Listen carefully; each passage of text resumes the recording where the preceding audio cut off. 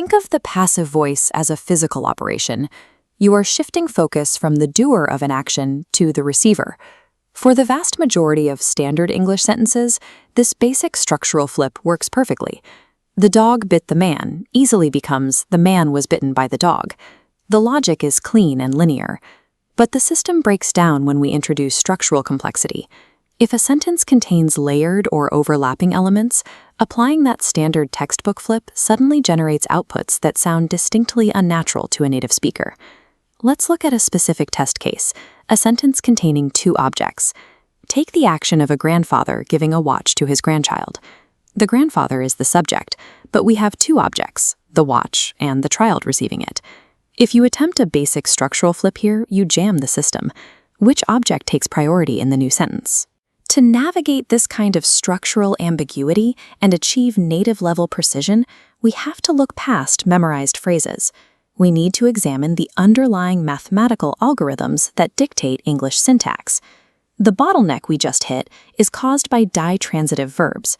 These are specific actions, like give, ask, or offer, that require two distinct objects to actually make sense. This grammar textbook illustrates the dilemma. In Section A, the baseline sentence, "My grandfather gave me this watch," isolates two objects.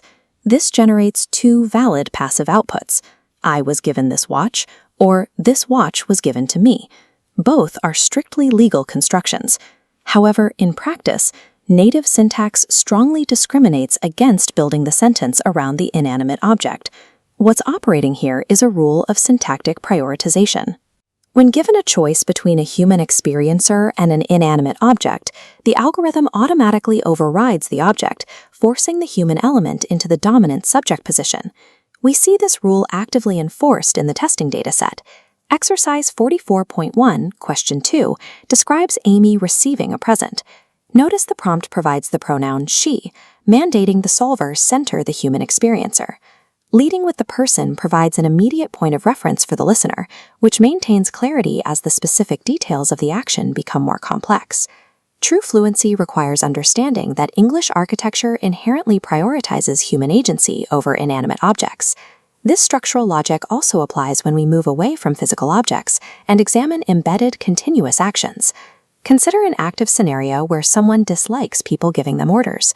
To make an ing verb passive, we cannot just flip the subject and object. We have to crop out the active doer and physically alter the verb. Telling me morphs into a new modular structure, being told. The rule is strict. Continuous verbs of doing or seeing must transform into a compound block of being, followed by the past participle. We can verify this mechanism in the next exercise set. Question 5 asks how to handle the continuous action of avoiding mosquitoes. Because the input verb, avoid, requires a continuous state, the structural output demands that compound block. The correct resolution is being bitten. Beyond continuous states, the passive voice is also governed by constraints regarding time. We see this most clearly with the universal construct of birth. Looking at Section C of the source text, there is a strict temporal anchor applied to this specific event. The bracketed notation explicitly locks the phrase "I was born" to the past tense. For an individual, birth is an inherently completed physical event. It is mathematically locked to the past timeline. You can only use the present tense when making broad statistical statements about populations, like asking how many babies are born every day. Passive structures are not chronologically flexible. They are strictly dictated by the state and the timeline of the action itself. This brings us to a pervasive failure point among advanced speakers, the assumption that the verb to be and the informal to get function identically in passive sentences. They do not. The verb get operates strictly as an inchoative marker. That means it can only be used to describe distinct changes in physical state or specific active events. We can build a parser to test this. One side, dynamic events. The other, state of conditions. Active verbs like hurt or stopped easily pass the dynamic requirement, but verbs of condition like liked hit a wall, violently rejected back to the to be column. This is why a sentence like "Jessica gets liked by everybody" fails native intuition. Liking someone is an ongoing condition, not a sudden event. The source material explicitly flags this exact failure state. In Section D, the text clarifies that you cannot say someone gets liked because being liked is, quote, not a happening. Let's run this dynamic filter rule through the final set of testing scenarios in exercise 44.3.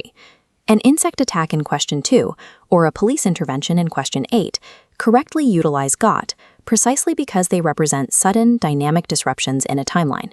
The choice between be and get is a rigid mathematical sorting of verbs into discrete categories of action versus mere existence. When we look back at the structural glitch that jammed our initial passive sentence, we can see that what initially looked like random grammatical exceptions is actually evidence of a highly organized system. This is the completed mental model operating at full capacity. Raw linguistic inputs enter the central parser and are instantly routed through 3 distinct filtering gates. Center the human experiencer when multiple objects are present, transform continuous actions into continuous states, and reserve the verb get exclusively for dynamic events. Traditional textbooks are necessary for identifying the individual pieces of the language, but viewing syntax as a connected algorithmic structure is what actually builds native instinct. Native fluency is a product of mastering these invisible architectural constraints, the rules that dictate exactly how information is built.